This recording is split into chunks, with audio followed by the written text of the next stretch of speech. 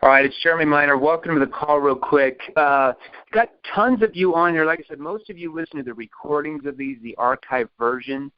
What I want to do, Brett, you're on right now. Brett, can you just real quick press *6 on your phone, Brett, to unmute yourself, and just tell me if I'm coming in loud and clear on this mobile phone. Yep, you're clear. Loud and clear. Okay, I'm going to put you on speakerphone. Like I said, I always do these calls on a landline, but tonight I am mobile, so I wanted to make sure it's coming in loud and clear. Okay, so welcome. So write this down. Here's what we're actually going to cover tonight on this training call. So first of all, we're going to go over a 3-step formula for overcoming any objection or concern that you encounter in your sales process. So that's going to be the first part of the training. 3-part formula for overcoming any objection.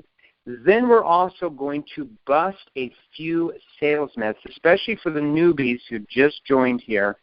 Like I said, especially for you new guys who just barely joined on the trial, because a lot of you are not members of the 8-Week Academy, so you might not understand some of the foundation of the new model of selling. So we will bust a few very common sales myths that if you want to be a salesperson that earns in excess of $250,000 a year or $500,000 a year, even over 7 figures a year, like many people that I've trained, you have to run away from these sales myths. You got to treat them like the plague. I mean, you just have to get rid of them out of your mind.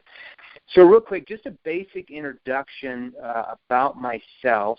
And I'm going to give you this introduction for the new members who might not know a lot about me. Now, you might have gone through portions of the 21-Day Sales Challenge, so you've seen a little bit of my training. The 21-Day Sales Challenge, just so you are aware of it, is a very basic introduction to my training. It's maybe 2 or 3% of what I train salespeople.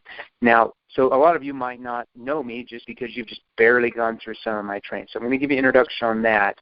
If you are a member of the 8-Week Academy, which a lot of you weekly members are on the training calls, and you already know all these details, so just step back. Don't want to bore you to death real quick, okay? All right, so *5. I'm going to mute everybody out here. All right, so just introducing myself. My name is Jeremy Miner. Like I said, some of you know me from the 21-Day Sales Challenge, which is the basic intro. A lot of you know me from going through the 8-Week Academy and other training products that you might have purchased here in the company. Just so you are aware of it, and I don't say any of this to brag or to boast about myself. I really don't. I'm just going to kind of give you my background. I am actually right now ranked in the top 1% of the top 1%. So the top 1% of the top 1% of all salespeople in the entire world selling anything. So not just the top 1%, but the top 1% of that top 1% is where I'm currently ranked. So it's about 0.001 for all your math wizards, or even less than that. I'm actually ranked the 44th top incomer in the entire world in the direct sales industry out of over about 120 million salespeople at this point. As a sales professional, when I had my sales jobs, not as a business owner, but like when I had my sales job, like a lot of you guys are employees getting paid commission, I was earning over $2.4 million a year as a salesperson. $2.4 million a year is what my income was, net income as a salesperson like you guys. Now, I'm also one from what I understand, and I could be wrong here, but it's very close. I'm one of 3 sales trainers in the entire world who actually made over 7 figures a year when they had their sales job. So I'm not talking about making that as a sales trainer. I'm talking about making that in my sales career as an employee.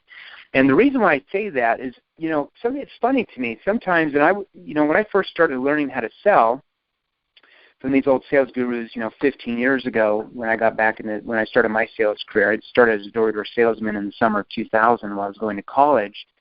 But when I would learn from these gurus and ask around, they were doing well. They made a lot of money as a sales trainer. But one thing that they didn't do is when they had their sales job, they never made anywhere close in that. So they when they had their sales job, they're making 150, 200, 300 grand a year, which is good.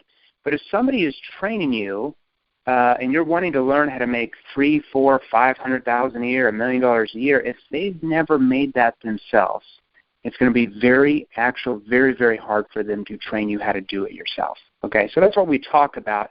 That, and I'm also the founder and CEO of 7-Figure Sales Training. So you might want to take notes on here. I will ask you guys some questions as well. I'm going to get a drink here and make sure everything's working. Okay, so real quick, Brett, I'm going to have you come out here again. I'm just weary about doing this training call on a cell phone because I always do it on landline. *6, Brett, am I still coming in loud and clear? Brett, *6 if you're on. Just want to see if I'm coming in loud and clear on the call. Yeah, we'll get a pause, and that's how.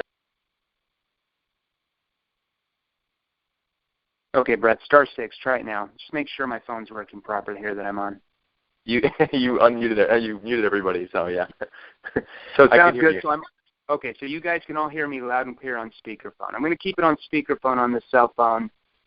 Just it's a little bit easier for me to talk on this way. But normally we'll obviously do all these training calls on my landline. I'm just mobile tonight. So real quick, I want you to write this down. Here is the 3-step formula. So 3-step formula for overcoming any objection. Number 1, write this down, clarify. Number 1 is clarify.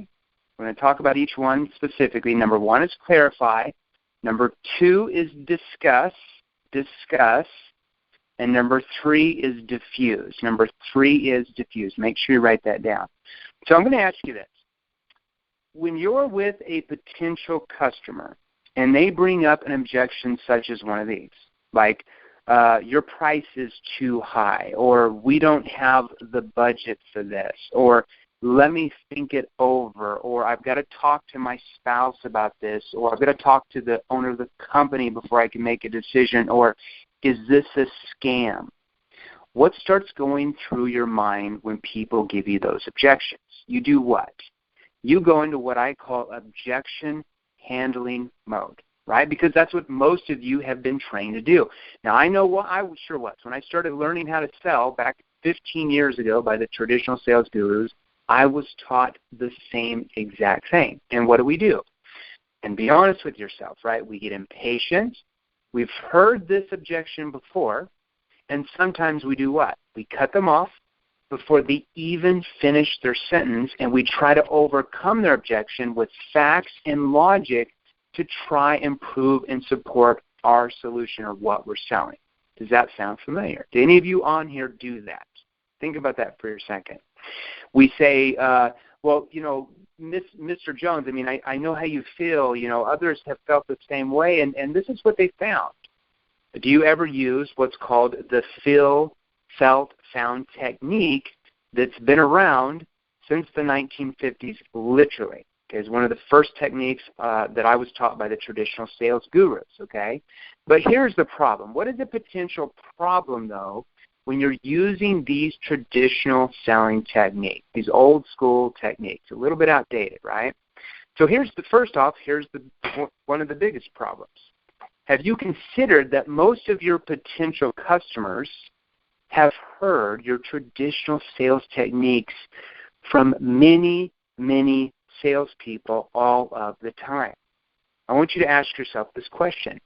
How do you feel when salespeople who are trying to sell you something use those same techniques on you? You probably put up your defensive wall, right? And you throw out objections, and you usually try to get rid of them, or you reject what they're offering. So can I suggest something to all of you? Write this down. Concerns are not objections. Write this down. Concerns are not objections. So I would suggest not handling them as if they were. Otherwise, you're likely to lose the relationship that you probably have already built with that prospect. Okay? Now is not the time to try to sell them or persuade them on why you are right. Okay? It's not the time. It's time to listen and validate what they are saying and feeling, and even ask them to expand on why they feel that way. Write this down. Even ask them to expand on why they feel that way. Not shove it under the rug, not try to sweep it underneath the rug and hopefully they forget about it, but actually even ask them to expand on why they actually feel that way. And here's something that you're really going to notice very quickly when you do that. You will notice that once you do, your prospects will open up to you. They'll actually open up to you and look at you as someone who they can actually trust, someone who's their advisor, their friend, not someone who's just there trying to sell them something. There's a huge difference in that trust factor, okay? So, write this down as well. If you've done your work properly, okay, especially guys, if you're a member of the 8-Week Academy, you probably already know what I'm talking about, right? Because most of your objections will be completely eliminated if you've done your work properly, if you've asked the right skilled questions at the right time in that conversation in what I call the engagement process. Now, if you're a member of the 8-Week Academy, you know what I'm talking about, the engagement process within the new model of selling. If you're brand new, that's something that we will train on these calls, okay? So I want you to ask yourself this. How powerful could you be in selling if you knew very skilled questions, and when you asked them, you would immediately get your prospect to overcome their own concerns and persuade themselves? So instead of you trying to overcome their concerns with facts and features and benefits, which most of the time probably don't work for you, right, and you lose the account, what if you could ask questions to get your potential customer to overcome their concern and persuade themselves that they want to do business with you rather than you trying to persuade them that they should do business with you? It's a huge difference in persuasion, okay? So if you're in the training and on these calls, I'm going to do it today. I'm going to give you some very powerful trust-based questions. So write this down, trust-based questions that you can ask them at the end of your conversation or even during the middle of it. It doesn't matter, in the beginning, end, middle, that will automatically put you in the front of the pack of most salespeople who are also trying to win over that account or compete for that customer's business. It'll completely separate you from other salespeople, okay? Now make sure we all understand that more than likely, especially when you're starting to learn the new model of selling here, you're transitioning from traditional to new, but sometimes there'll be a few concerns that might arise during the sales process. But we have to be open to discussing those with our potential customers and not trying to sweep them underneath the rug, because I guarantee you, even though you're trying to sweep them underneath the rug, they are still in your prospect's mind. That's why you have probably a lot of people that have buyer's remorse sometimes when you sell, okay? So if you try to hide it, it's always going to be there. It's not going to go away from their mind. So you might as well address it, okay? Because of what I'm teaching you, you will already have established something that I will suggest 99% of salespeople never do with their prospects, and that is you've established trust. And we all know trust is king in sales, especially in 2016. Okay, we're not in the 1980s anymore. We're in 2016. So you already have a good relationship, so be open and ask if there are any concerns and bring them to the table. If there are, you're going to talk about them as two people working together to actually resolve them. So you can continually check by asking these type of questions. I want you to write these down, okay? Now, like I said, these training calls are recorded, so if you can't write fast enough, because I'm not going to repeat each question 6 times, if you can't ask fast enough, just go back to the recording. It'll be hosted here, probably within an hour or two after the call, and just go back in and just re-listen, fast forward, and just write down these questions. So here's how you continually check by asking this. You can say, Mr. Jones, are you comfortable with this? Sally, are you comfortable with this? Or, John, how does this look so far to you? John, how does this look so far to you? These are basic questions, but very non-threatening, neutral questions that bring out the truth. So, John, are you comfortable with this? Or, Sally, how does this look so far to you? Now, this question right here I'm about to give you is one of my most favorite, powerful questions I used all the time in my sales career. Okay, made me almost $3 million a year as a salesperson. Write this down. You can take this to the bank, okay? This question is, John, do you have anything that you'd like to address to me at this point? So when you're getting closer to the end of the conversation, before you're asking your closing questions, I call them committing questions. We will have another training on closing committing. We'll have several training calls that way. You're going to ask this question to check to see where they're at, to see if any concerns are there. John, do you have anything you'd like to address to me at this point? Do you have anything you'd like to address to me at this point? This is a very, very powerful question to use, because I will tell you most of the time when you ask this question, they're going to be like, yeah, what about this or what about that? And if you didn't ask that question, that concern would have been in their mind the whole time you were asking them closing questions, okay?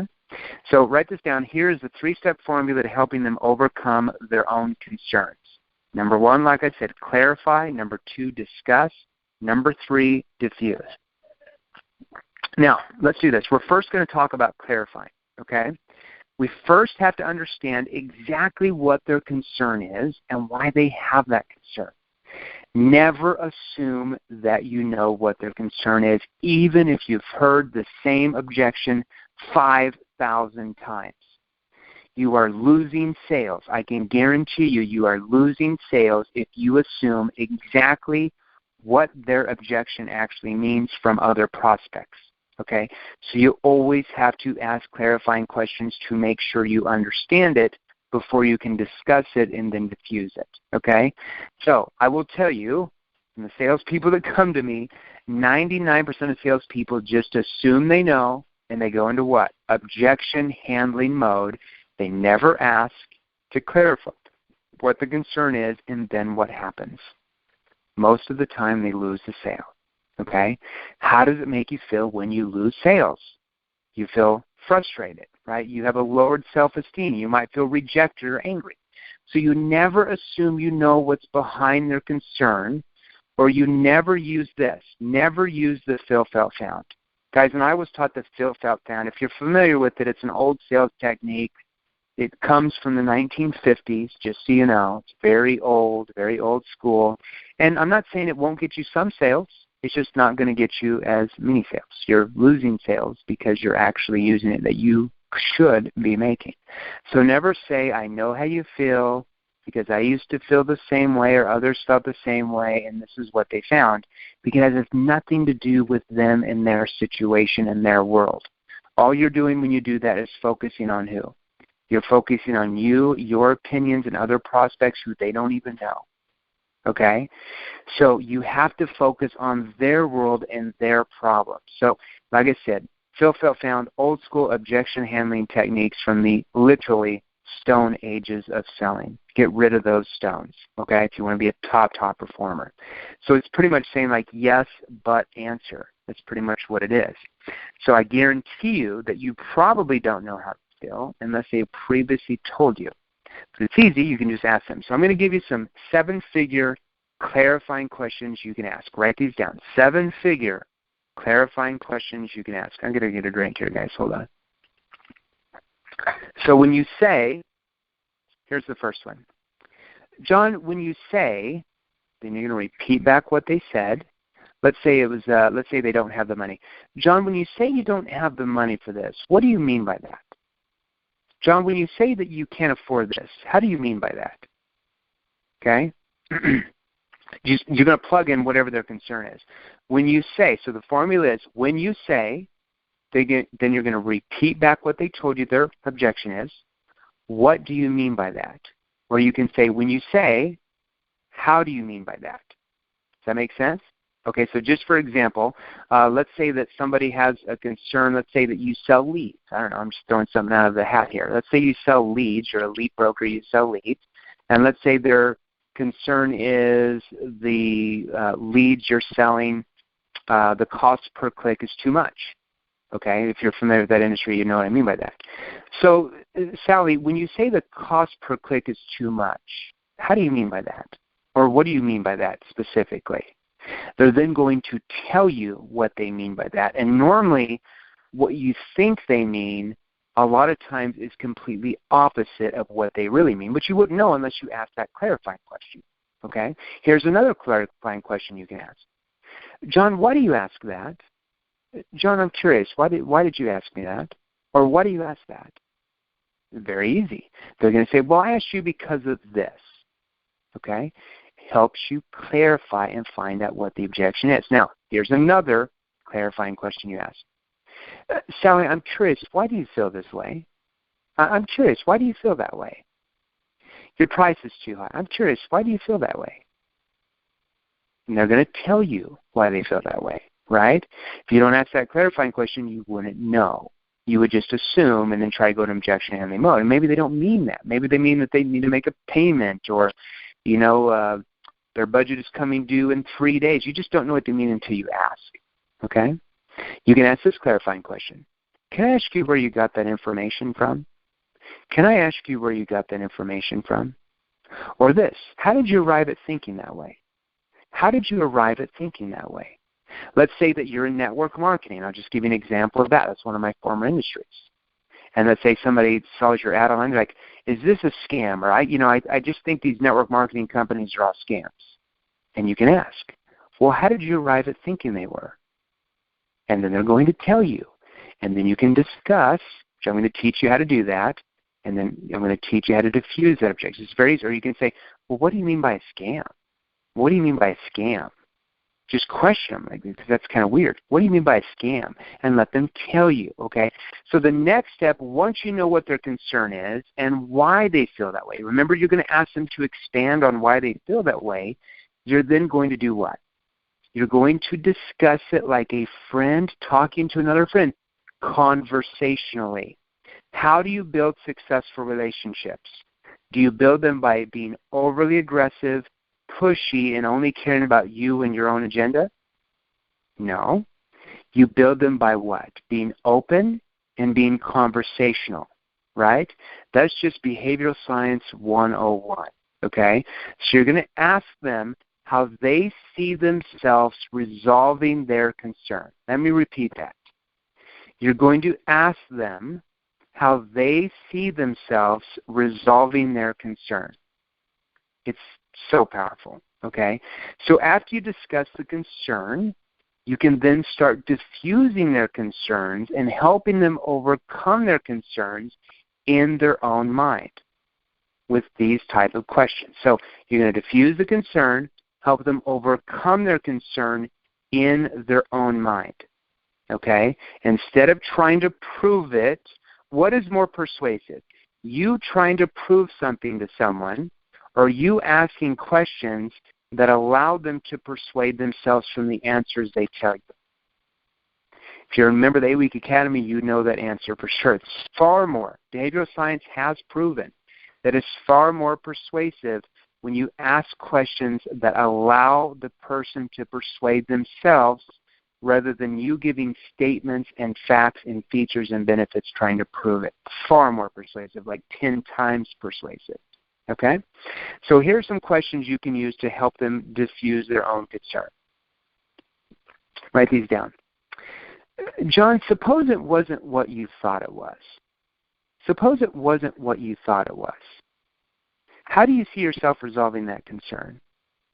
How do you see yourself being able to overcome that? Suppose you could, ... and then discuss what they could. Or what if we could, let's say they can't afford it and you find out they need a payment plan. So what if we could give you a payment plan? Would that be appropriate for you? Or how do you see that benefiting you? Or what if you could and plug in other alternatives such as this one? If there was a way that you could, would that help you? So here's the formula. Write this down. If there was a way you could plug in what they could, would that help you? Or would that make you feel comfortable? Or would you feel comfortable with that? If there was a way you could blank, would that be better appropriate for you? For example, let's say that you sell coaching services. I train a lot of salespeople that sell coaching services in many different industries. And a lot of times, because of past experiences that their clients have had with other coaches not following through, not helping them getting the results, not really training them like they said they were, they have a fear that this coach might not train them as well. So you can say, John, and I appreciate your concern, tell me, if there was a way that you could get that training that you said you needed, would you feel comfortable working with me on that? Now, when you ask that question, they're not going to be like, nope, I wouldn't feel comfortable. They're like, I feel comfortable. Well, why though? Why would you feel comfortable with me over someone else? Well, I like you because of X, Y, and Z. And when they tell you why they want to go with you, do you think that's more persuasive than you telling them why they should go with you? I think you know the answer by that. It's obviously far more persuasive when they tell themselves why they should go with you. You just have to learn the right questions to ask to get them to tell themselves that. Okay?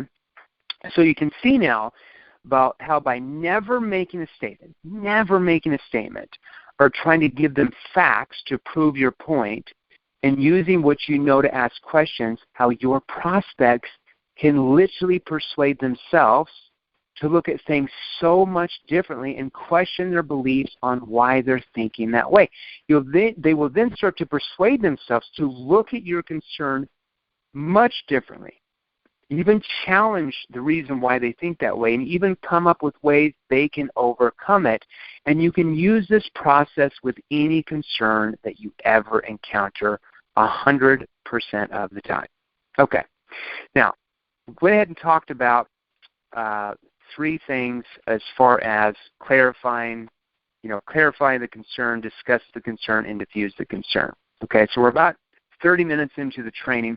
Let's spend about the next 10 or 15 busting a few sales myths that, especially for the new guys here, the new people that are coming on board. And guys, I apologize. I'm just stepping out of my office here.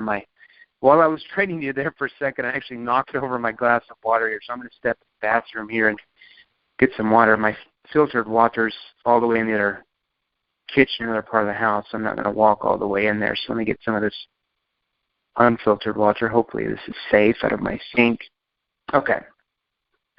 So let's go over this. We're going to bust a few sales myths that are very common in traditional selling. Okay, and I'm going to be very upfront with you. I was taught these same things 15 years ago when I started selling. And as soon as I learned that these things are not necessarily true, that they're exaggerated, is one of the biggest reasons why my mindset completely shifted from being a product pusher, a salesperson that was just there to sell something and try to manipulate somebody into buying something. Once I started making that shift to becoming what I call a problem finder and problem solver, people looked at me completely different in the sales process. I went from, being that dreaded salesperson that's just there trying to sell something, right? That's the way most prospects look at salespeople, to becoming the trusted authority in my entire market, where my prospects never would even look around at anybody else because they've already bought from the trusted authority. Why would they just buy from some random salesperson at that time? So it's a completely way of how your prospects actually look at you. So this first salesman, especially for some of you new people that have just barely started, you might not be members of the 8-Week Academy. You might have just gone through some of the 21-Day Sales Challenge, which, like I said, is a very basic introduction to my sales training. It's maybe 3% of what I teach salespeople. It's good stuff, but it's very basic. Here's one of the biggest concerns that you'll ever hear in sales. Write this down. Selling is a numbers game. Selling is a numbers game. Okay. Let's be very clear here. Selling can indeed be a numbers game if all you know is traditional selling techniques. Okay? And the reason why is those traditional sales techniques, because of the pressure, the sales pressure that your prospects feel from you using them, typically throw up their defensive wall, throw out objections, and reject you. So if you are using those techniques, you're actually creating the numbers game for yourself, okay? And if you want to, that's fine. I don't like calling hundreds of people a day to make one sale. I'd better call, 1 or 2 people and make one sale. It just seems a lot more profitable, a lot easier, and less time-consuming, right? So if you want to, you can course call people over and over again and go through hundreds of calls a day. You can also chase them down until they listen to you, just so they can come up with an excuse to get rid of you. Now, here's my reasoning where the numbers game this concept actually came from. And I believe from just my research that it came from several decades ago after the invention of the telephone. Okay, back in the 1920s, 1910, 1920, somewhere in that range. Okay, the sales manager In order to make his, and I want you to think about this, very logical. The sales manager, in order to make his salespeople feel better about themselves from calling prospects and continually getting rejected, said what? Well, selling is a numbers game. So they made that up so the salespeople would feel better about themselves because they didn't know how to communicate. If selling is a numbers game, then in their mind it's normal to get rejected on 95% of your calls. Okay? You know, it's supposed to be how many calls you make and how many contacts you reach will determine your success in selling, right? That's what I was taught. How many, if you can make 100 calls a day, it's all just numbers. You make 100 calls a day, you're going to make 5 sales. It's all about the people you reach. But my question would be is, what if you didn't have to go through all of that, all of those objections, all of that rejection that you're probably getting every single day? I'm assuming that has some type of emotional impact on you just to make a few sales. You see, in the era that we live in today, and like I said, if you remember the 8-Week Academy, we talk about how trust is dead in America, how trust is dead. According to the experts, trust is dead in the world. We live in what's being called the new economy.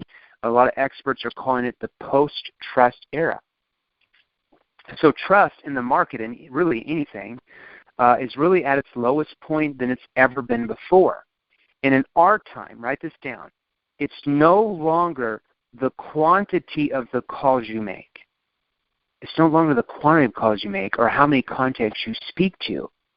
It's about the quality of those conversations and how deep you go in each conversation and how deep you get with your questions to bring out their emotional side or their feeling side. It's not numbers. It's the quality of the conversation and how deep you go in that conversation and how deep you get with your questions to bring out their emotions. You just have to learn to ask the right skilled questions. And that's what we really teach in the 8-Week Academy program, and we teach that on these weekly training calls. It's all about how good you are at creating trust. It's all about how good you are at detaching yourself from the expectations of making the sale. So write this down. It's about how good you are at detaching yourself, taking yourself out of that. You don't care if you make the sale. Can you detach yourself from the expectations of making the sale so you become open to your potential customer? You become open to what their problems are, if any, what's causing those problems, and more importantly, how it's affecting them emotionally to see if what you're doing can help them solve those problems. It's a completely different mindset. We live in the new world of selling. Unless we have this mindset, you will continually get crushed by your competition. Selling has changed. So when you have these conversations in a calm, relaxed, normal conversational voice, rather than the typical enthusiastic sales pitch voice, you will automatically attract your prospects to you like a magnet. Why is that?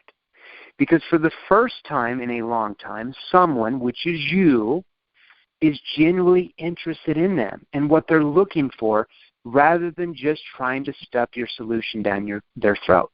You're not just there to sell them something. And because of that, they feel your intent and they start to lean on you and trust you and look at you as what? We call it the trusted authority in your entire market. So you'll go from them looking at you as just another typical salesperson who's there trying to sell them something that they don't want, don't need, can't afford, can't use, to now becoming the entire trusted authority in your market. So they respect you. You will notice they will treat you like a king or queen and roll out the red carpet for you every time you stroll into their office. It's a different level of credibility, a different level of respect that most of you are probably not getting right now from your prospects, even though you think you might be. Okay? Now, let's go through another huge myth in sales, okay? And that is you have to be enthusiastic about your product or service you sell. If your customer sees you so excited on the outside, then they're just going to be excited about your product and want to buy as well, okay? I do apologize. I was taught the same thing 15 years ago by the gurus when I first got involved in selling. I just typically found that very fast. It doesn't work very well. And I almost have to laugh at this one because you can never assume that because you're excited and you're enthusiastic about your product or service that you sell, that your prospects are just going to be excited about it as well. Now, also, if you approach someone with too much what I call outward enthusiasm, they will do one of two things. And write these two things down. And after you write them down, be honest with yourself. Do one of these two things, if not both of them, happen to you. Number one, when you are extremely excited to your prospects, do they do this? Do they withdraw from you because you've overwhelmed them? They disappear from you. They don't return your calls. They don't return your emails or texts. So when you're really, really excited, I'm not talking about being excited on the inside. You have to be excited about what you sell on the inside, but keep that to yourself. Curb your excitement. Keep it inward. Don't let it slip out outward. Okay? So when you're outwardly excited about what you sell, or you're about to close a sale and you get excited, does this happen? Do you notice that some of your prospects withdraw from you and they disappear from you and don't return your calls, your emails, or texts? Raise your hand right now wherever you're at if that happens to you. I can pretty much guarantee it probably happens to 100% of you. I know. This used to happen to me too because that's how I was taught how to sell. Or this will happen as well. They will get defensive, they throw out objections, and they flat out reject you and what you're selling. Does that ever happen? So when you're extremely excited, did they get defensive towards you? Did they throw out objections? And did they reject what you're selling? Now be honest with you. Be honest with yourself. To improve and change, we have to know where we're at right now. Do one or two or both of those things happen to you? I've never had somebody say that they don't. Okay? Now let me give you an example. This is really common sense. Let's say that you're in the market to buy a car. Okay, your car breaks down. It's let's say it's Saturday. Your car breaks down. You've got to get to work by Monday. The car dealership's closed on Sunday. You've got to buy a car on Saturday. You go into so you're in the need of a car, right? You are an ideal prospect. You need to buy a car to get to work on Monday. Okay. You go into the dealership. The salesman comes out and he's extremely excited that you're there. And he comes up and he shakes your hand. He's like, "I'm so excited that you're here. You know what? You're going to love the deals that we've got going on right now. We've got a special promotion.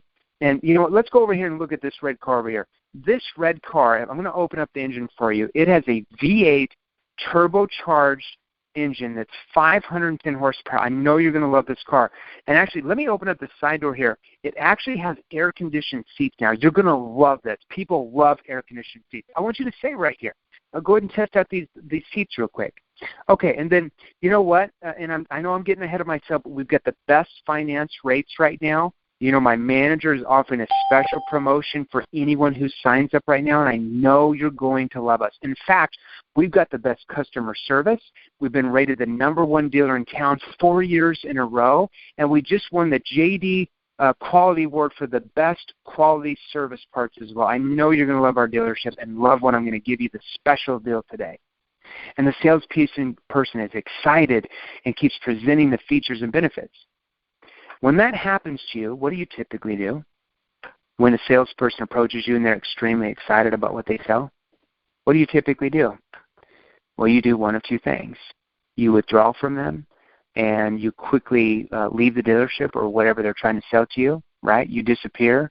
If they have your phone number, email, you don't respond to their emails, their phone, or their text messages, right? Or you do this. You get defensive. You throw up the big wall, the Great Wall of China, as I call it. You throw out objections to try to get rid of them, and you reject what they're offering. So when excited salespeople approach you and you do one of those two things to them or both of them to them, what do you think they're doing to you when you approach them with that same external enthusiasm? You bet. They're going to overwhelm, they're going to disappear, don't return your calls or emails or texts, or they're going to get defensive, throw out objections, and reject what you're offering. Okay? That is why that's happening to you. If those things are happening, that is exactly the reason why. Now, let's go through one more myth we're going to bust tonight, and then we're going to open up for questions. We usually do training, just so you are, if you're a brand new member, we always do training for about 40 to 45 minutes, and then we usually have the rest of the call that's dedicated for Q&A, about another 45 minutes. Sometimes we go another hour for a Q&A. I stay on these calls so everybody can ask their questions, okay? Usually we don't go past an hour and a half, though. Okay, so this next big myth, write this down. Rejection is just part of sales. And guys, I used to buy into that too when I first started learning how to sell 15 years ago. Ask yourself this question. What is the greatest fear that you and other salespeople have that hold you back from making calls, talking with your prospects about your products that you sell? It's, of course, the fear of rejection, right? Here's my question. Have you considered that if you get anxious about meeting your prospects or cold calling or calling your leads and it prevents you from talking with them, or you feel like you've got to, get pumped up before you meet your prospects, or let's say you drag your feet before you make those calls, that it could be the way you're communicating or think you have to communicate that's actually causing that problem. So my question is, why do you accept that rejection is just something you have to accept in selling? I know why. You accept it because that's what you've been told, and you've even experienced it, right? But here's my suggestion. Here's what I learned becoming a multiple seven-figure salesperson. What if the reason why your prospects rejected you was because you were actually triggering that rejection by the way you were communicating to them?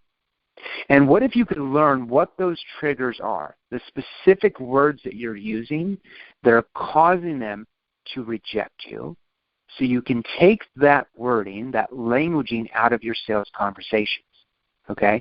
And we're going to go through that on some of these weekly training calls, what those wordings are. If you remember the 8-week academy, week 8, we have probably a 20 or 30-minute training on what some of that languaging actually is on part of week 8, which week 8 of the 8-week academy is about an hour and 45-minute training.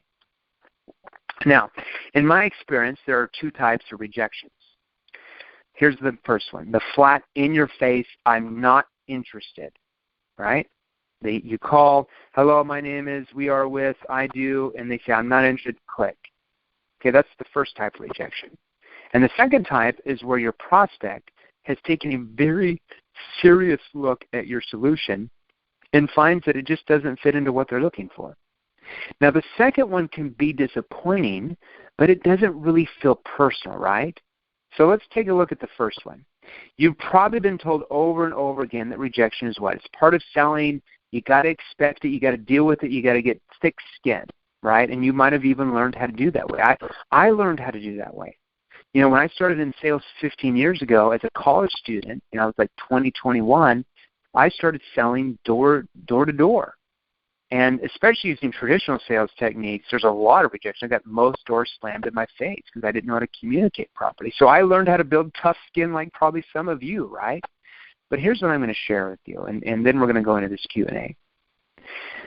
I believe that it's complete nonsense to accept rejection, okay, as part of selling, because I don't subscribe to that way of thinking or training, because I'm here to tell you, and you're going to learn this on these weekly calls, you can actually eliminate rejection, not by mind games, not by mental tricks, not by getting hypnotized, stupid things like that, or putting in a Tony Robbins CD to get yourself pumped up.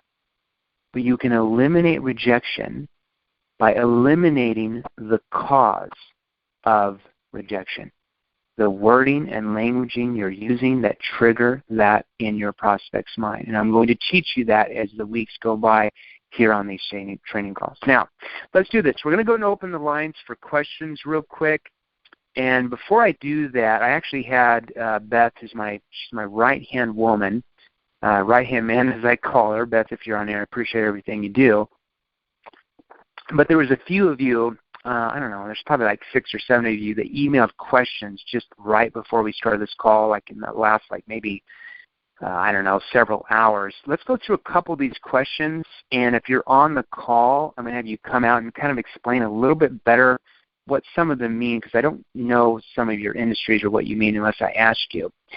So this first question, we're going to go through these questions that are written down, and then I'm going to open up the line for everybody else. So the first question says, it's from Eddie, and he says, hi, Jeremy, looking forward to the call. I have one question. I sell medical practices. So I'll probably have to find out if Eddie's on here because I'm not sure what medical practices is. But here's what he says. It's very common where the doctor is the owner and decision maker, right? He or she likes to have his or her office manager set in on an online demo. Then from there, the office manager will bring it to the doctor where the doctor makes the decision. So kind of like a gatekeeper type of thing. So the office manager, from what it sounds, wants you to do the presentation or demo, and then they take it back to the doctor and let them decide. Here's Eddie's question. My question is, what's the best way to frame the demo with the office manager to either get another demo with the doctor or make it so it's a higher probability of the doctor wanting to sign on? Say if the office manager sees a good fit. Warmest regards. Thank you, Eddie. Eddie, if you're on here, will you press *6 real quick so I can ask you some clarifying questions to find out what you mean? Eddie, if you're on here, press *6. Do I have any Eddies on here? *6, Eddie, if you're on, because I'm not quite sure on some of this. Eddie, if you're on here, press *6. Okay. I'll go ahead and answer this question to my best of the ability. Eddie, like I said, I don't know what medical practices means, but here's my suggestion. If you're using, hopefully you're a member of the 8-Week Academy, because if you're a member of the 8-Week Academy, you would know you would just never go in and start like a demo about your solution without first doing what? Well, first asking the skilled questions I teach you in the 8-Week Academy that bring out their emotions to find out what that doctor's office's problems are and why they have those problems and how it's affecting them and their patients and how what you do can possibly help them. And when you have that approach, when you ask those questions, I will suggest to you, Eddie, that office manager will go right back and grab the doctor and bring them out to meet you. The reason why doctors have it set up or the office manager sees the demos, because why? Because the doctor doesn't want to talk to salespeople because they've been used in the past to being pushed and pestered, and they don't have time as they're seeing patients all day. But I will tell you, once you learn how to communicate in the new economy, especially if you're in the 8-Week Academy, and you learn how to ask those questions, Eddie, okay, your office manager will want to go grab the doctor and bring them out. It's not going to be an issue. Now, let's just say, pretend for a second, the doctor's like, there's no way, I've got patients, I can't come out.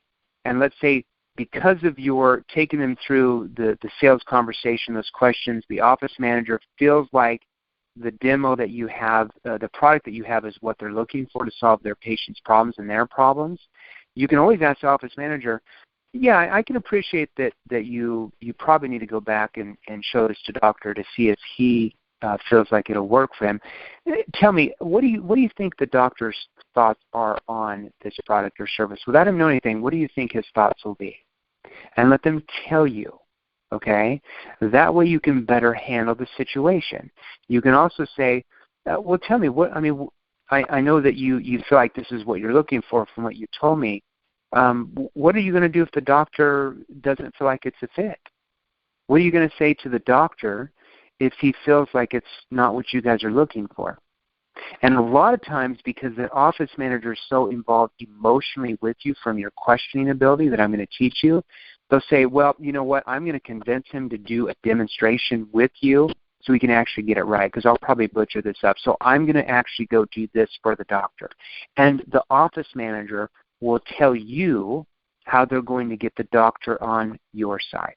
So, Eddie, hopefully that gave you a sign there's some question. I apologize. Maybe you're not on the call tonight, but hopefully that answers your question. If you are on the call, press *6 and we can discuss it a little bit more.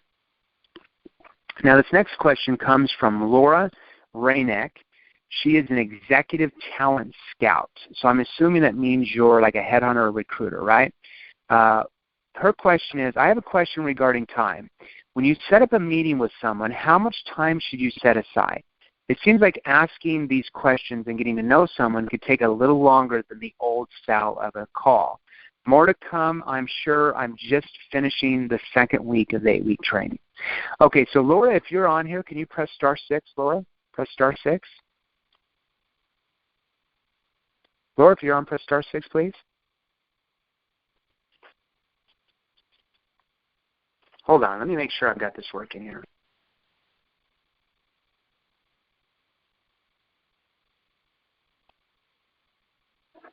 Do I have Laura? Are you on here? Laura Rainek?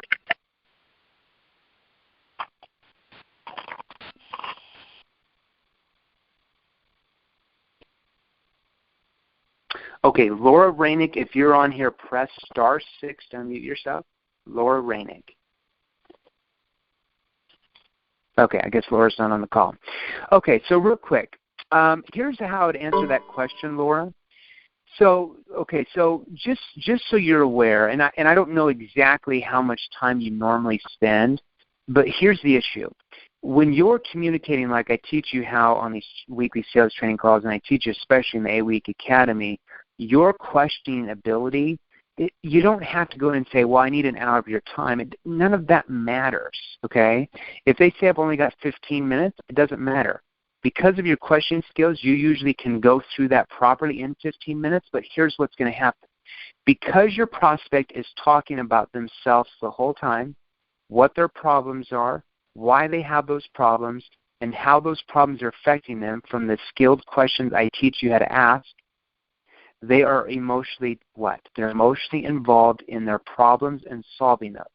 So your prospects will do what? They'll be like, you know what, Laura, I know we're over time, but you know what, I'm very interested in this. I'm going to rearrange my schedule so that we continue the conversation. And if you need to go another 10 minutes or 15 or 20 minutes, they will rearrange the whole conversation to make sure that you are still there, because they have never met a salesperson that they feel is actually focused on them and their world, rather than most salespeople who are only focused on their world of closing and making a sale. So because they view you differently, they trust you because of that, they view you as the trusted authority, Laura, you will notice they will rearrange their schedule, and they will stay longer with you if you need that. But typically, good questionability, 15, 20 minutes at the max, sometimes 10 minutes. It doesn't matter. They're not going to try to get rid of you because you're focused on them. When you're only focused on you and your agenda, do you think they're going to try to get rid of you? Of course they are. It's just like how you try to get rid of people who are only focused about their agenda of trying to get you to do what they want. You try to get rid of them all the time, right? It's human psychology. So, Laura, hopefully that answers your questions. Like I said, you're on week 2. Week 3 through 8 are really where you learn the specific questions anyway. So hopefully after you've read this, you've already gone through week 3. So you probably are learning so much more. Week 1 and week 2 are awesome, but they're more on the mindset of the new model of selling and how selling has changed. All right, so this third question comes from Thomas DeLagro. I think it's Thomas DeLagro. He's got 3 questions. Holy cow, you're going to keep it busy. He says, number 1, I sell multiple lines of insurance. In my problem statement, how do I proceed to see if I can find an opportunity to help the prospect on multiple fronts? Okay, Thomas, if you're on here, can you press *6 real quick? Thomas DeLagro, if you're on here, press *6 to unmute yourself. Thomas DeLagro, if you're on here, press *6 to unmute yourself. Can you hear me? Hey, there you are. All right, it works. Okay. So what type of insurance do you sell, Thomas, so I know a little bit more about what you do? Primarily employee benefits, but jumping into the commercial side for business owners. Okay, so when you say commercial side, you're just meaning like benefits for like the owner, the employer's employees. Is that what you're talking about? Well, two things. One, if they have 2 or more employees, typically they'll have a benefits package. That's my core competency. The other line I'm picking up is general liability, workers' comp, fleet insurance. Okay. So workers' comp benefits, that's kind of all. Couldn't you kind of roll that into one thing, though?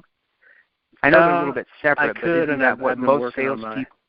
Don't most salespeople in your industry sell all of those things, or are there just salespeople in your industry that only sell one of those things? Yes, it's in that regard. In some cases, it's very segmented. Some people do all of the above, but you tend to specialize. Okay, so it's more specialized. I don't know your industry as well as some others, so that's why I'm asking you that. Okay. So, I mean, if it was me and my problem statement, the problem statement is where you need to focus on 1 or 2 generic problems that your prospect would identify with. And when you said them, they would be like, oh, yeah, that's me. or even if they don't say that's me, that they know of somebody else that's in that situation. Does that make sense? So the problem statement has to be really focused, and it can't be generic. You can't call and say, I'm just calling to see if you're open to looking at improving your employee's benefits package and workman's comp. Because all that is focusing on what? It's just focusing on your solution, right? Right. It's not focusing on their problem. Okay, so what problem statement have you come up with? Have you just barely started in the 8-week academy, or when did you start? Yeah, I started a couple weeks ago. I've just you're made new. it through week 6. Oh, okay, all right. So you just learned about consequence questions and qualifying questions then, right? I'm sorry, just week 3. I just made it through week 3. Oh, connecting geez, questions you're brand new, dude. Holy crap, man. Right. Oh, my gosh. Yeah, so just formulating, one thing I got from week 3 was nail down the problem statement and try to correlate. What do you have for your problem statement now? Have you started to nail down your problem statement yet? Yeah, I'm starting to, and that's where I'm getting it. And the only problem statement I'm coming up with is specifically pertaining to employee benefits, and then I'm just thinking. Okay, but here's the thing. What is the problem though? So what is the problem that your employee benefits solution solves for the employer? That's what we have to focus on.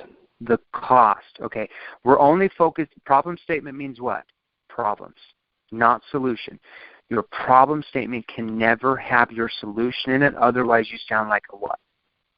Just another salesperson trying to pitch them something, and they probably have already got 15 other sales calls that same day. Okay?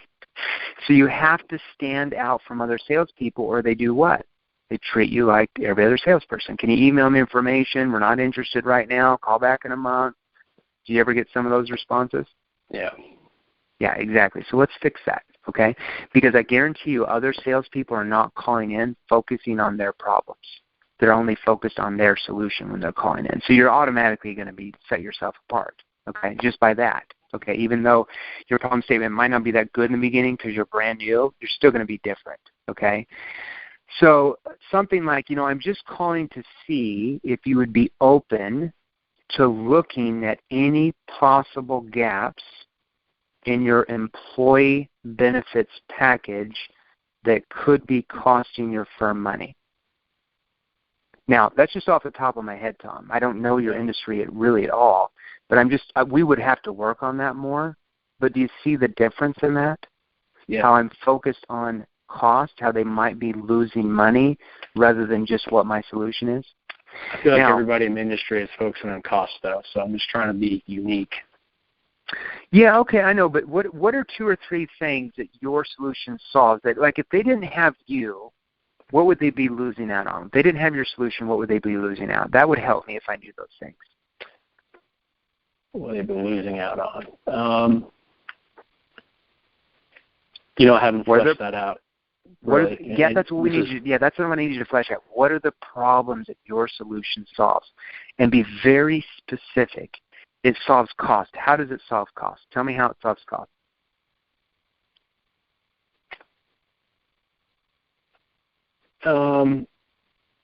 What I market is a very different way of purchasing the product.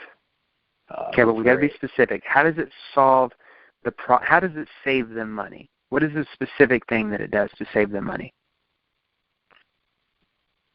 Well, it's a commodity, so I just try to. My main goal is to try to change their mindset on what they're buying. In what way? What do you mean by that? In other words,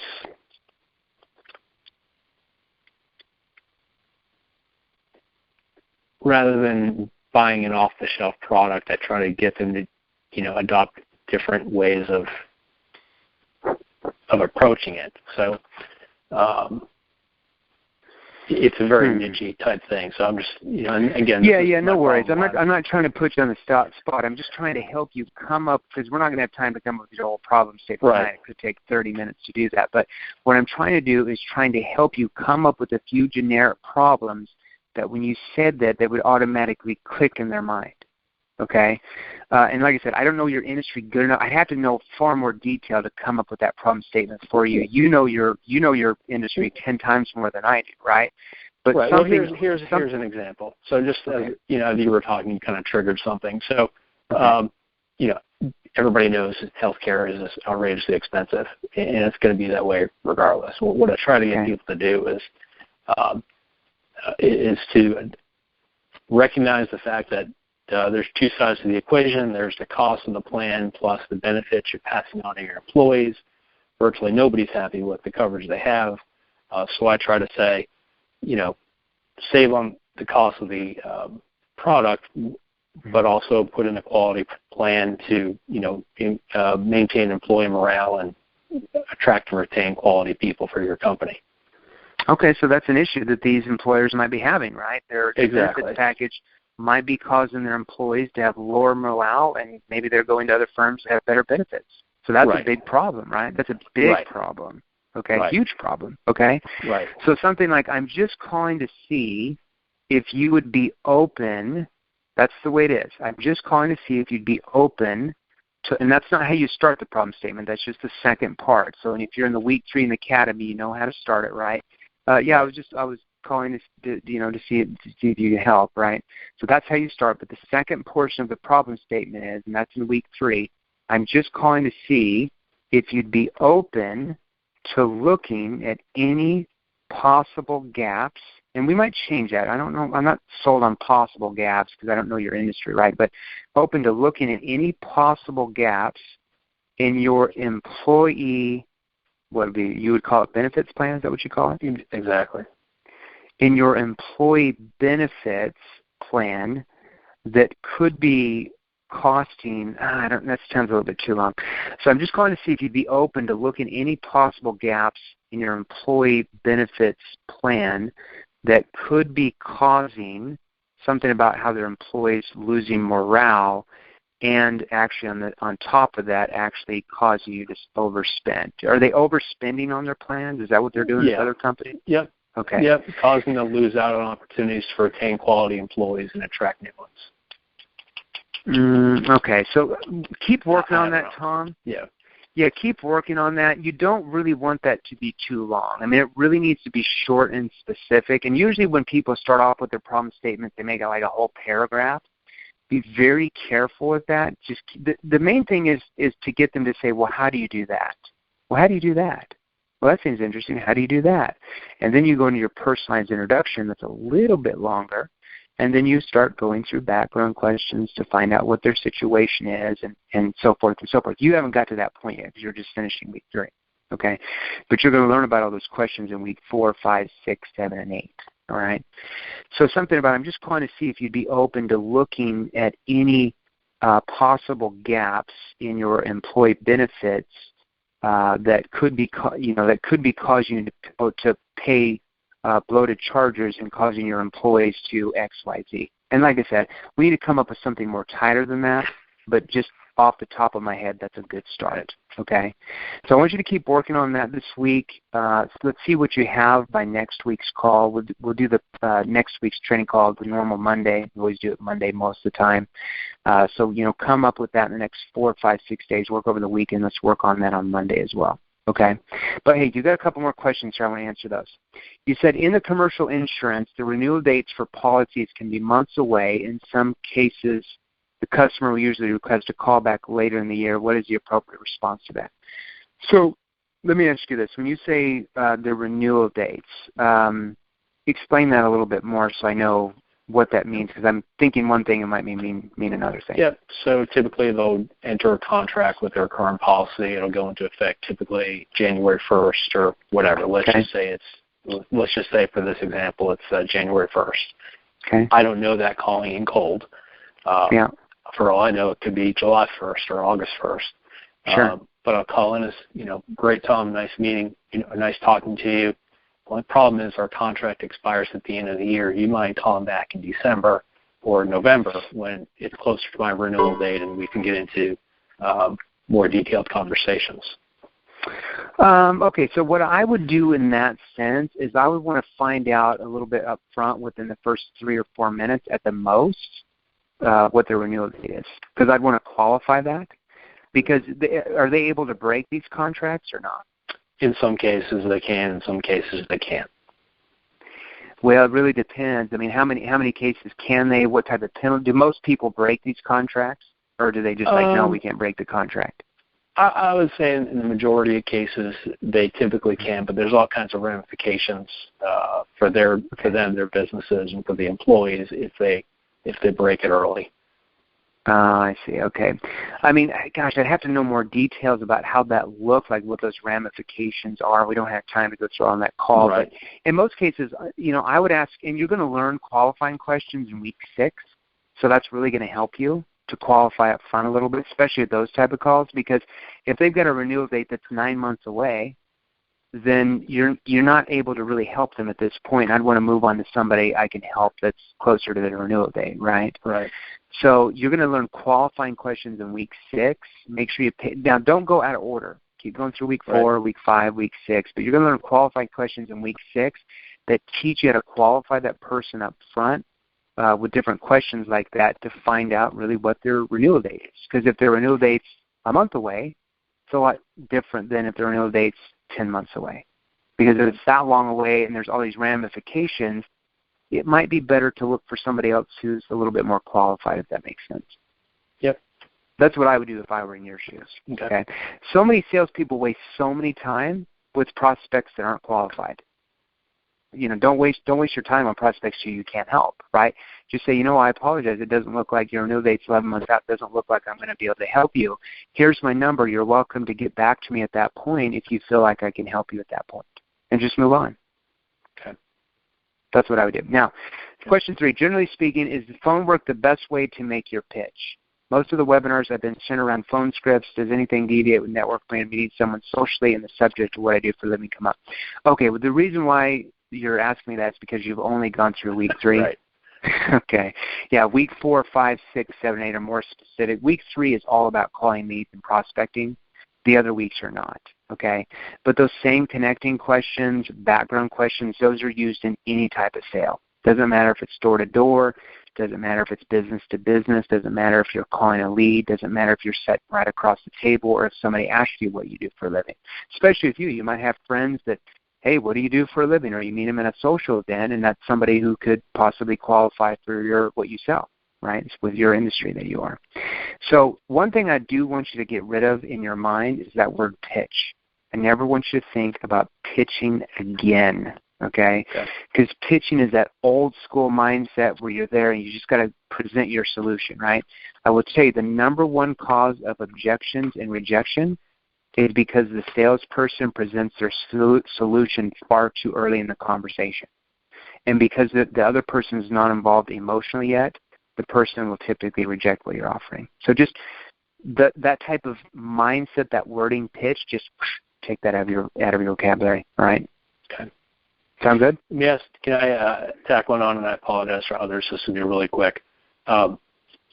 People hate insurance, and I wonder if that's a word, or are there any things in any situations that you would say, that's something you might not want to bring up because it brings up negative connotations among the prospects, or do you just embrace, the industry you're in and try to overcome? Well, okay, maybe I didn't understand what you're asking me. What were you asking me? So typically when the second you mention insurance in the form of a phone call, immediately, and again, this gets back to my relatively new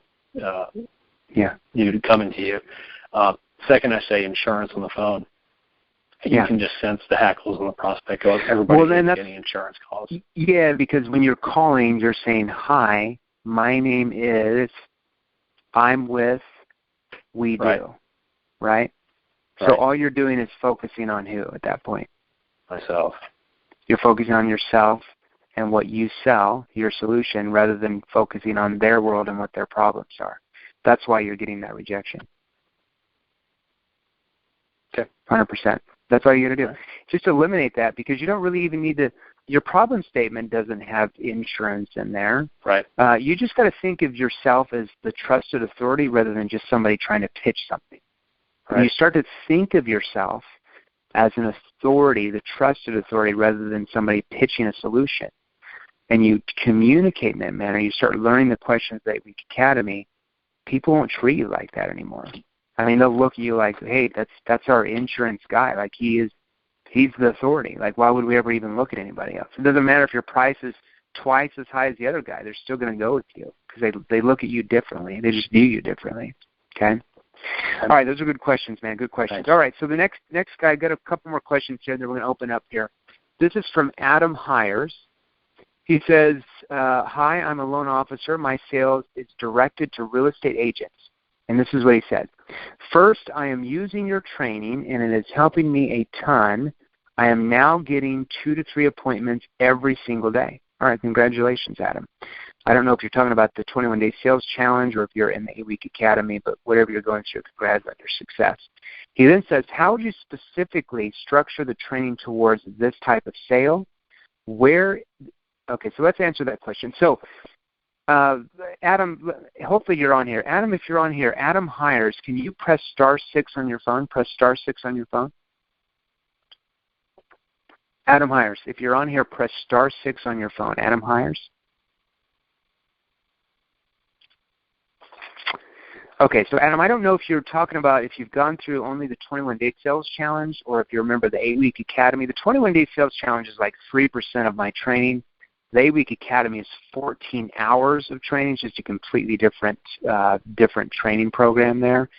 So I'm not sure if you're going through the 8-week academy, you would know how to structure it towards whatever you sell because all you're doing is just plugging in the problems to those questions because you have the structure and format in week 3, week 4, week 5, week 6, week 7, week 8. So the training calls here when you're on these and you guys are asking me questions, just kind of like how I did with Tom, we started kind of going through what his problem statement is, which is kind of week 3, and how we can apply it for his industry. That's why I have these weekly sales training calls to help you really apply it even more to your specific industry. Now, your second question is, where this is a constant sale, you have to stay in front of the agent's mind. How would you go about keeping yourself at the top of their mind? Well, I just answered that with Tom. You keep yourself on the forefront of their mind because they don't view you as just another salesperson trying to sell them something. When you're asking those questions and they give you the answers and you're asking more clarifying and probing questions, which are in the 8-week academy, and we've learned some of those on these training calls, that causes them to actually own their problems emotionally, okay? Whereas most salespeople own their prospects emotionally themselves, the questions I teach you get your prospect to own their own problems themselves. And when somebody owns their own problems, do you think they're really going to be serious about wanting to change their problems? Exactly. And they change them with you because no other salesperson they've ever met has really ever been present, listen to them, ask good quality questions, more questions to go deeper in the conversation, guys. I always teach you guys this. Becoming a multiple six-figure earner, $250,000 a year, $500,000 a year, over $1 million a year income earner in sales, or even multi-millionaire in sales. Okay, okay? It's all about how good you are at your questioning ability, okay? It's like peeling the layers off an onion. I always give this analogy. The more layers you peel off the onion, the more you find out about your prospect, but more importantly, the more they find out about their problems and how those problems are affecting them and how they want to change them. So the more layers you peel off that onion, peel off that question from your questionability, the more sales you make and the more income you'll make. And vice versa. The less layers you can peel off because you're not asking the questions to take them deep enough emotionally, the less sales you're going to make. That's why some of you might just be getting mediocre results because you haven't learned the proper question ability yet. So if you're in the 8-week academy, you should already be getting to that point. If you're on these weekly sales training calls, this is your first one, you're going to start learning those skills, okay? All right. Hopefully that answered your question, Adam. All right, so the next question is from Matthew. He says, good morning. I had a few questions about the sales training webinar. I noticed I didn't receive a worksheet. Yeah, so you don't get a worksheet on the sales training call. If you're on like a sales training webinar, there is a worksheet right on the webinar that you should have just downloaded. It should have been right off to the right-hand side. So next time when we do one of those, you want to make sure you get that. And he says, why do you do the sales training webinar for free? Well, the sales training webinar really introduces the 8-week academy. I give you some good quality training as well that helps you, that really has a lot of value for you guys you can take away, but it also introduces the 8-week academy. If you're talking about the 21-day sales challenge, I do give that away for free because it's a very basic introduction to my training. It does help a lot of people. We've had, I launched this training 90 days ago, guys, 90 days ago, just barely. And we've already had over 50, it's about 59, almost 60,000 people. So as of Saturday or Sunday, so about 4 days ago, it was like 55,000. Now it's almost 60,000 people have gone through the 21-day sales challenge. We're adding about 1,500 people a day to the 21-day sales challenge, okay? And a lot of those people want to be on these training calls. They want to learn more information because the 21-day sales challenge is just a very basic introduction, okay? All right, so hopefully that answers those questions on there. Now, we've got time for probably about another 20 more minutes of questions. I usually like to keep these training calls, to about an hour and a half. If you've got a question, press *6 on your phone. Press *6 on your phone to come out, and let's answer some more questions. So *6 on your phone to answer questions. Who wants to start off with? Who's this? This is Reno. I'm Stanley. Reno. Hey, Reno. I emailed you today because I thought the weekly sales training was at 2 p.m., but I realized I was in a totally different training. Good evening. Oh, guys, hold on one second. Who's this talking now? My name is Stanley. Oh, and I'm okay. in New I York. heard Reno first, then I heard you. What was your? Okay, so Reno, hold on for a second. What was your question? The guy that just asked me a question. I'm Stanley, not Reno. Stanley. Anyways. Yeah, Stanley. What's your question, Stanley? My question is regarding, today I started my first 2 phone calls for a new venture that I started, and I got the same results. And it made me realize that there is something wrong that I'm doing in the way I deliver my message. And basically, I am in the high-end concierge services and lifestyle management. It's a very broad, how do you say that, specialization. Anyway, so we are adapting it to different industries, and these calls we're calling developers in Miami.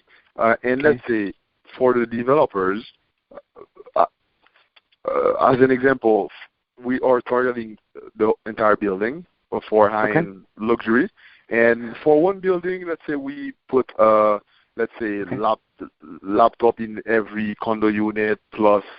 Anyways, we're selling. It's like we're trying to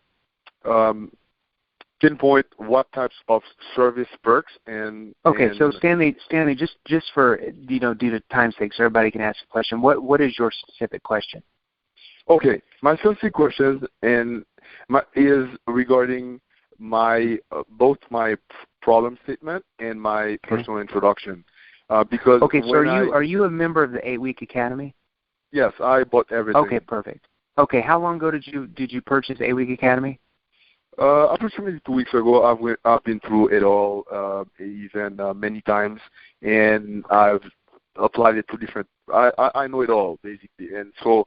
Wow, you learned all that in 2 weeks? That's awesome. Yes, and I even started reading the Daniel H. Pink book. I've been through half of it. I'm an avid reader as well, and I thought that you're undermining yourself because you said this is sales training. I see it as a communications tool. Sure. For sure. In general, yes. 100%. I wanted to announce to everybody I have 2 books that are being published here in about 5 months. So I'm going to give you guys access to those books when they come out. So anyways, so your question is your problem statement, your personalized introduction? Yes. Probably we can role play. It's regarding a cold call to a developer. Okay. How did you used to cold call before? Can you give me an example of a typical cold call before? Well, I never cold called before because it's a very new venture. I've done many businesses in my life. This is a very new venture, and so basically today I wanted to how do you say that, to correlate. I wanted to start my cold calls today so that my questions that I had, I could have a chance to ask it in a Q&A session. Okay. All right. So go ahead and role play with me real quick. We'll spend about 3 or 4 minutes here, and then I've got to let some other people ask questions. So go ahead, Stanley. Yeah. So, hi, this is Stanley, and I was wondering if you could possibly help me out, please. Yeah, sure. What do you need, Stanley? Well, I'm not quite sure if you could yet, but I was calling to see if your company would possibly be open to looking at whether any of your properties might be losing sales because buyers, you know how sometimes they underestimate the real value that they get? Possibly. Okay, so I know where you're missing here. Okay, so first of all, just let me give you just a few thoughts from what I heard. Okay, and it's not bad. Realize this, Stanley, you just started here 2 weeks ago. Okay, you're doing good. You know, I did not become a multiple 7-figure salesperson a year my first 2 weeks of learning how to sell. Okay, it takes practice. It takes a lot of dedication. I always tell people, if you want to become Michael Jordan in sales, Michael Jordan didn't become Michael Jordan by shooting a couple layups in his driveway. You know, he did what others are unwilling to do. He learned how to have success because he kept crafting his art. And that's what you have to do here in sales as well, okay? So the first thing is, not bad at start, but you want to say, this is Stanley. I was wondering if you could possibly help me out for a moment. Not help me out, please, but help me out for a moment. You want to say those words exactly like I have them written in week 3, okay? Don't ever change it. Okay, some people go in there, I just want to change it to my words. No, there's a reason why they're written that way. So I was just calling to see, you know, I was wondering if you could help me out for a moment. Help me out for a moment. That's it. And they're going to say, sure, how can I help you? And then you're going to say, well, I'm not quite sure you could yet, but I was just calling to see if your company would be open to. Now, your first part of your problem statement, losing sales, was good, but then the last little part, you added your solution. You said because something about them, buyers not seeing the value. That's not really, it's not a good enough problem. And I don't even know your industry, but I can just tell that that's probably not going to resonate with most people. So typically, who are you actually calling? Who is your prospect that you're actually calling? It's going to be different companies. However, what we're still talking about right now, is it an office manager? I'm just calling the development company at their general office number. Okay. So I'm just calling to see if your company would be open to, and to me, what you said, it doesn't, I want you to keep working on that problem statement because it doesn't sound like it's that big of a specific problem. It sounds a little bit too generic in my opinion. So I'd like for you to kind of go back to the drawing board on that and just find 1 or 2 specific problems that your solution solves. Because that last part that you said, tell me the last part that you said there again. Okay. I'm going to repeat all the way through if your company would be open. And actually, I will, after that, tell you 2 or 3 problems. And if by any chances I could pick your brain, how I could possibly put it, that would help a lot. So basically, if your company would be open to looking at whether any of your properties might be losing sales because buyers sometimes underestimate the real value that they get. Okay, that second part is too long-winded. It's just too long-winded because buyers underestimate the value they get. Well, that's exactly what I felt. That you're right. I understand. It's a little bit too long. Okay. Now the first part, I was calling to see. Read that again to me. I didn't quite hear you. Okay, gladly. I'm not quite sure if you could yet or whatever. Okay, but I was calling to see if your company would be open to looking at whether any of your properties might be losing sales because buyers sometimes underestimate the real value that they get. So whether any of your properties might be losing sales because buyers underestimate the value they get. And of course, I put this sometimes. Buyers sometimes underestimate the real value that they get. Basically, why I said that, and just to give you more information so that you can have a more efficient whatever suggestion. Let's say in Miami, the real estate market is very competitive and it's slowing down right now. So everybody is trying to outshine the other development to try to attract buyers to this development. So so we're trying to basically and give them the right service perks and amenities that buyers are not immune to yet, so that they can really give something that makes sense basically. Okay, it's like I said, it's something I'm going to have to really think about this, Stanley, because I don't know your industry like you do, and due to lack of time, because the call's almost over, I'm not going to be able to come up with your problem statement in the next 3 minutes. We probably have 5 other people that have questions. So I do like the first part. Help me out for a moment. Say moment instead of please. Calling to see whether your properties might be losing sales because I feel like it needs to be changed a little bit more. I think it's a little bit too long, in my opinion. And you said that, and I thought about another version, and for some reason I thought this one was better, where I told them if your company would be open to looking at whether any of your properties might be losing buyers to other developments in the market. But to other developers in the market. That sounds to me far more powerful than the first one. Say that again. Okay. Well, I'm not quite sure you could yet, but I was going to see if your company would be open to looking at whether any of your properties might be losing buyers to other developers in the market. Yes, that's good. Now, keep working on that's much better. Much better problem. Much better? All right. Much better. I wrote it down. Keep working on, now I want you to keep working on your tonality.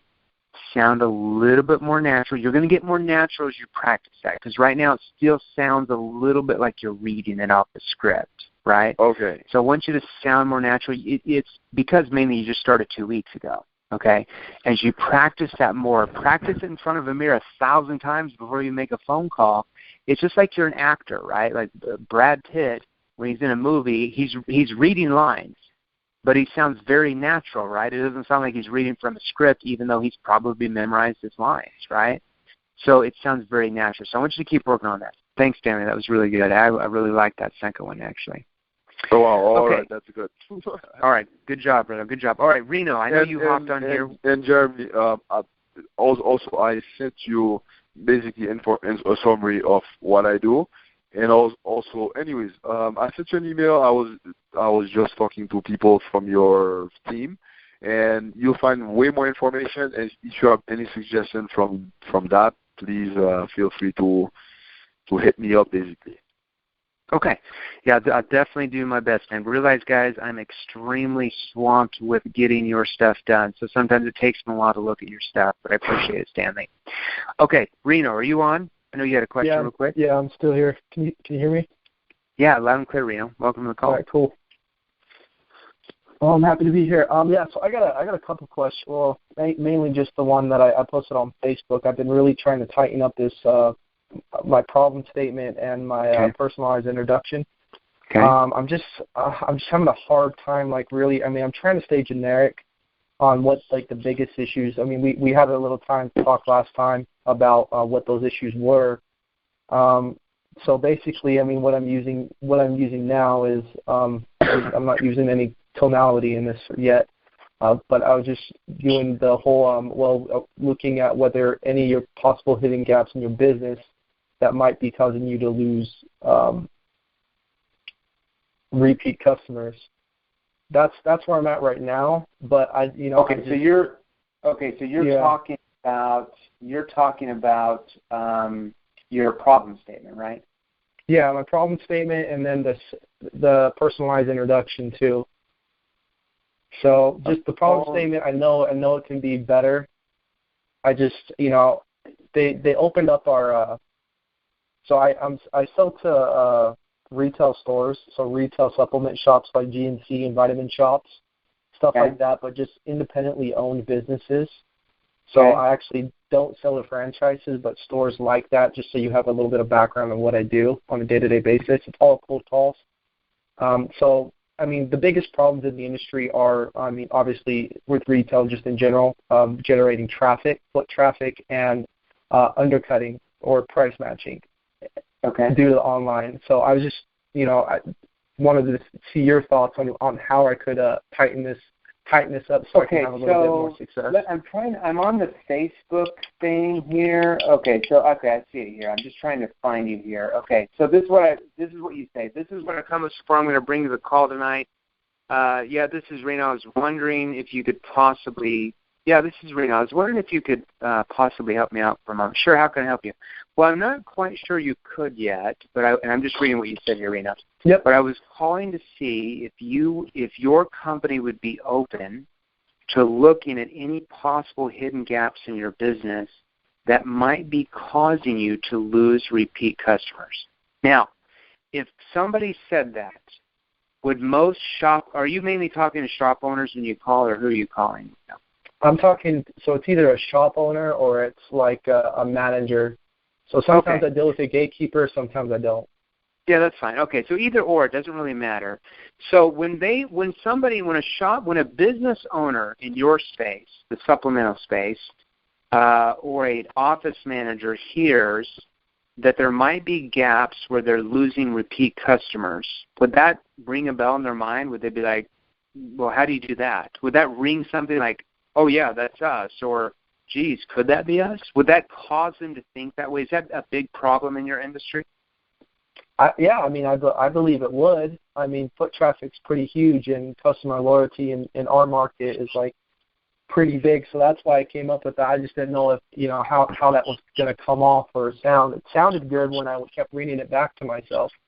Okay, so repeat customers though. Would they word foot traffic coming in their store to buy stuff all the time as repeat customers, or how would they label those type of customers? What would they call them?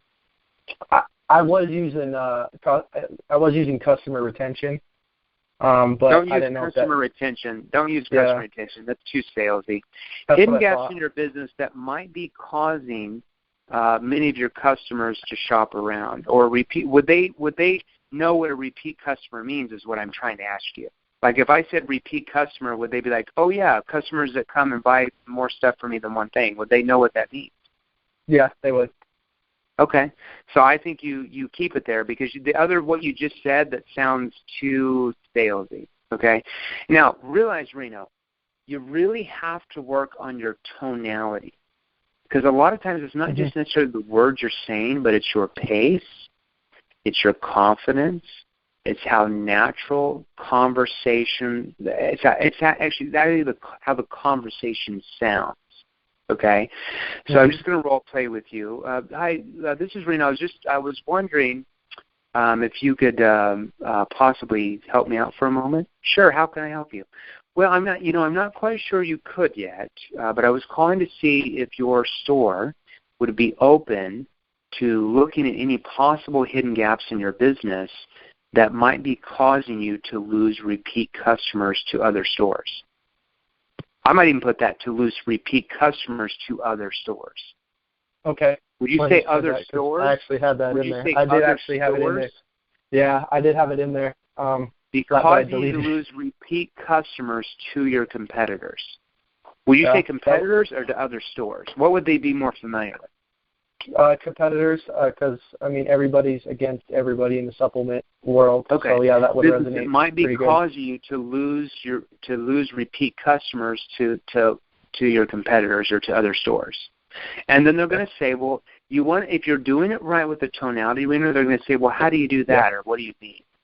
And then you're going to say, well, it's basically like this. You know how a lot of independent shops like yours nowadays sometimes are finding it harder to get by with all the huge retailers, all the online competition that's just going crazy, and really the lack of margins due to price matching, and just kind of not, do you mainly call these people or do you walk into their store? I call them. I'm strictly cold calling.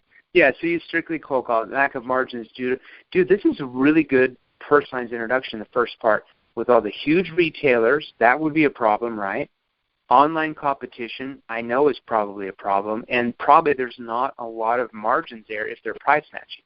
So those are 3 huge problems.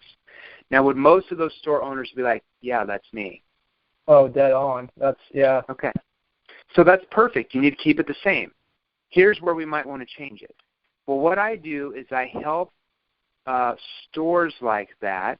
I wouldn't say help people. I would say, well, what I do is I help stores like that increase their repeat customers by providing higher quality product systems that cannot be sold online or at corporate retailers. Okay? Sometimes you can pause because they'll say, well, how do you do that? Or what do you mean by quality product systems? Well, let's do this. Before we go through, because you don't want to just run off and say, well, what I do is I help people like that increase repeat customers by providing higher quality products that can't be sold online or corporate retail channels. Yes. And before I go into what we do Right. and all that boring stuff, you don't want to just run into that fast because it doesn't sound natural. Mm-hmm. Okay? Right. So let's try that again. Well, what I do is I help people like that increase repeat customers by providing higher quality product systems that can't be sold online or at actual other corporate retail stores. Tell me, what are you using now that increases repeat customers, if you don't mind me asking? Now, sometimes, Reno, you don't have to say, and before I go into who we are and what we do, it might be appropriate if I knew a little bit more about you. If you slow down and you're a little bit natural, you can just go right into your background question. So tell me, what does your store use now to increase your repeat customers, if you don't mind me asking? So let me play this with you. Well, what I do, John, is I help people like that increase repeat customers by providing higher quality product systems that can't be sold online or at corporate retailers. Tell me, so what does your store do now to actually increase your repeat customers, if you don't mind me asking? Well, we do this. Okay, well, how long have you been doing that for? Oh, I've been doing it for, okay, well, what got you involved in that? Well, I did this. Oh, okay. Now, if they're negative, well, what's this all about? Oh, geez, I apologize if I offended you. I'm not actually even convinced that I could even help you yet. It might be appropriate if we asked each other a few questions to see that if I could help you. Would you be open to looking at that as a possibility? If they say, no, I'm not open, okay, well, sorry, I couldn't help you, and go to the next person. Most people are going to be like, yeah, okay, I'd be open. Okay, so what are you using now to increase your repeat customers, if you don't mind me asking? And those are good background questions that you have. So just maybe if you do it right with the right tonality, you might not even have to say, and before I go through who we are and what we do and all that kind of boring stuff, you can probably just go right into it. Because your problem statement here and your personalized introduction, to me, without knowing your industry like you do, but to me, these sound very, very good. Like one of the best problem statements I've seen so far, okay, just so you know. Because it talks about problems that these people have that they would identify with, and boom, when you talk about their problems in their world, they're far more likely going to want to talk to you about this rather than you focusing on your solution, right? Because it's not the time to bring up your solution yet. So, Reno, this is really, really good. I'm actually pretty proud of you. You did good. You've only been here a couple weeks, too. It only took freaking 10. I swear to God, I've been over week 3 and week 4 10 times. So yeah, dude, that's what it takes, man. I mean, that's what it takes. Do you realize when I first came up with learning how to do a problem statement, it took me about 90 days before I practiced it. I just got obsessed with it. Yeah, I got obsessed with getting it right. You got to be obsessed with it. If you just settle for something generic, you're just going to get average results, right? So you got to keep working on your tonality. It takes practice, guys. If you want to be a I practice every night.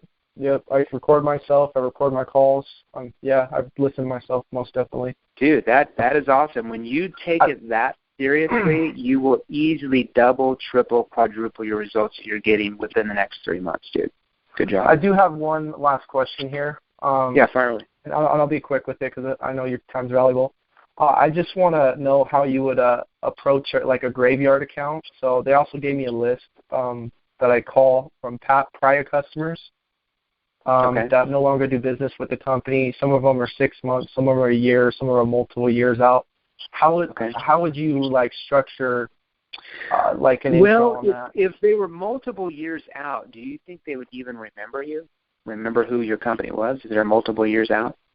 Yeah, I don't. I've pretty much been structuring like that for the ones, but the ones that are like 6 months, maybe a year out. Yeah. You know, that's something I'd have to think about. When I was in sales, I never called back customers that were like used to be customers, that type of thing. I just moved on to other prospects. It just, to me, it was like really easy to do that.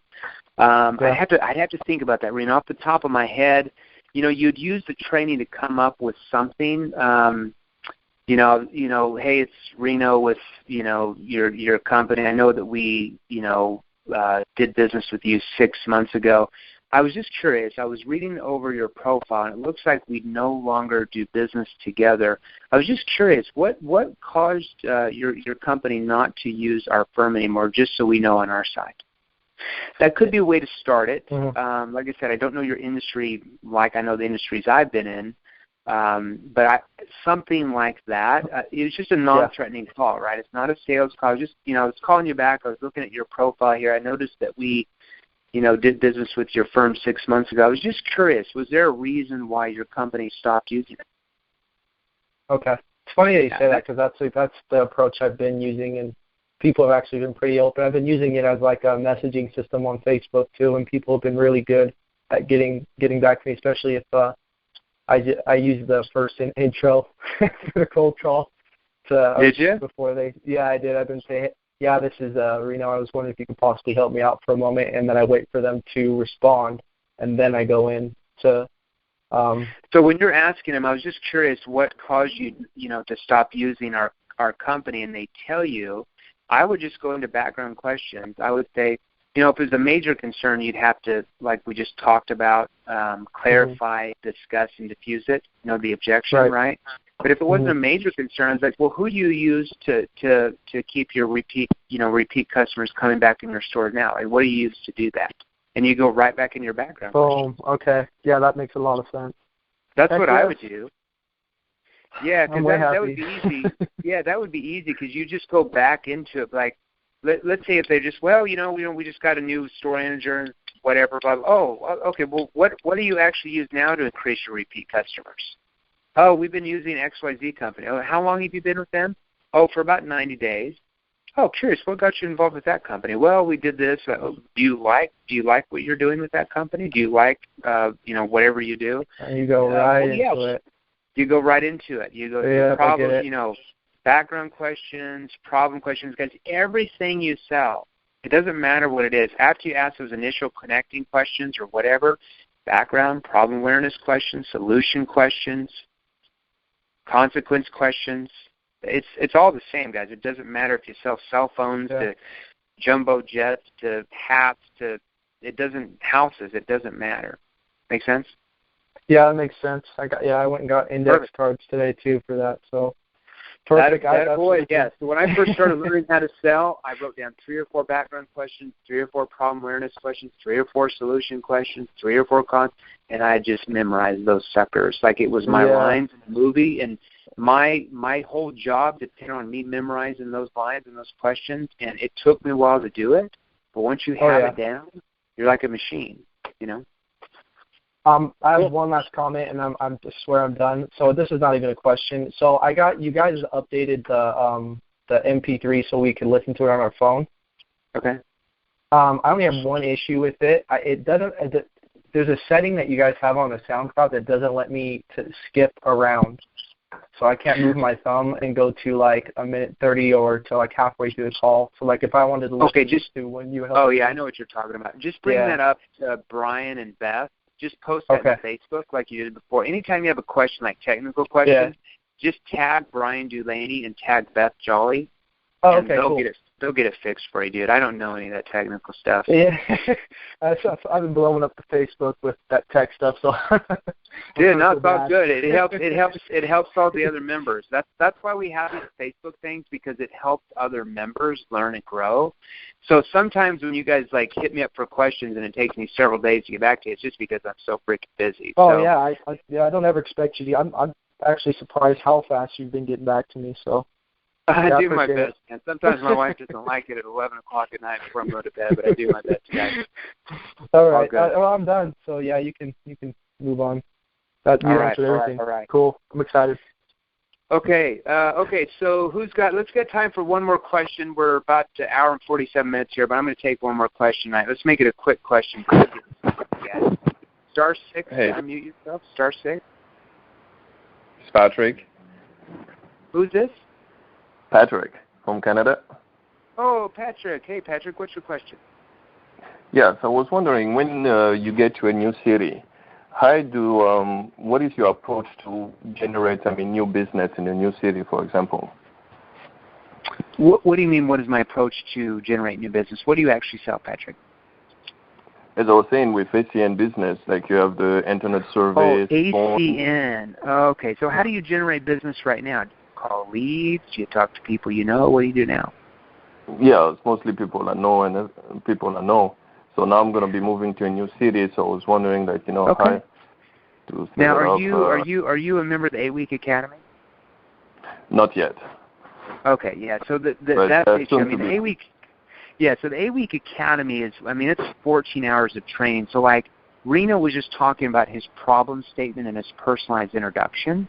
So we have a whole training on week 3 on some of those things. Like what I do with the personalized introduction. So let's say if somebody says, let's say you're talking with somebody you met wherever, right, at a cafe. And what's typically, when you meet somebody and start talking to them, what do they usually ask you? Well, what do you do for a living, right? Right. So since you're in network marketing, Patrick, this would be your personalized introduction. And I'm very familiar with your industry. I'm actually ranked 44th in the entire world in direct sales, which is part of your industry, at 2.6, 2.7 million a year. So I'm ranked out of 120 million salespeople in direct sales. I'm number 44th in the entire world. So I'm very familiar with your space, okay? So your personalized introduction would be like this. This was my personalized introduction for that sales, okay? They would say, well, Patrick, what do you do for a living? Well, funny you should ask. You know how, I don't want to bore you to death, but you know how a lot of people nowadays are finding it harder to get by with all the, the corporate downsizing, the lack of job security, and the higher cost of living? Well, what I do, and you're going to nod your head, well, what I do is I help people like that set up their own full or part-time businesses from their home so they can start taking care of themselves and their families again. Tell me, what do you do for a living? And you're going to start asking background questions. And that's what we teach in that whole 8-Week Academy. So hopefully you can get on that. Are you going through the 21-Day Sales Challenge? Yes, I have that. That one I have, yes. Okay, yeah. I went 21-Day Sales Challenge will teach you some of that, but like I said, it's a very basic introduction. But that is my personalized introduction that I used when I was in direct sales like you. So I would say, well, you know how a lot of people nowadays are finding it harder to get by with corporate downsizing, the lack of job security, the higher cost of living? And I would nod my head, and they'd be like, yeah, because that's, everybody knows about that, right? Well, what I do is I help people like that set up their own full or part-time businesses from their homes so they can start taking care of themselves and their families again. Tell me, what do you do for work? And then you start going through background questions. See how that works? Yes. All right, man. Thank you. Great last question in the call. Hey, no worries, Patrick. Best of luck. Well, hopefully we'll see you on these weekly calls. Okay, guys, that call is a wrap. We're at about an hour and 50 minutes. You guys are making me work my butt off tonight, but I love it. I appreciate you guys. I think you're awesome. I know that a lot of your guys' questions that you asked tonight helped a lot of people that probably weren't even on the live version, but they're going to listen to this recorded call later tonight or tomorrow, whatever country or time zone they're in. So this call is a wrap. Now, we will have the next call next week on Monday at 9 p.m. Eastern. We, most of the time, 99% of the time, have a call Monday night, 9 p.m. Eastern. So we will have it next Monday night, 9 p.m. Eastern, 5 days from now. Next week, we're going to focus on problem awareness questions. Next week, we're going to focus on problem awareness questions. And these are very specific questions I'm going to teach you next week that open the emotional door to finding out what your prospects' problems are, why they have those problems, and further probing questions to find out how those problems are affecting them emotionally. These are very powerful training that we'll do next week on problem awareness questions. So with that, the call is a wrap. The call recording will probably be back there tonight. If it's not back there, first thing tomorrow morning. And I'll see everybody next Monday night, 9 p.m. Eastern Standard Time. Thanks, everybody. Thanks very much.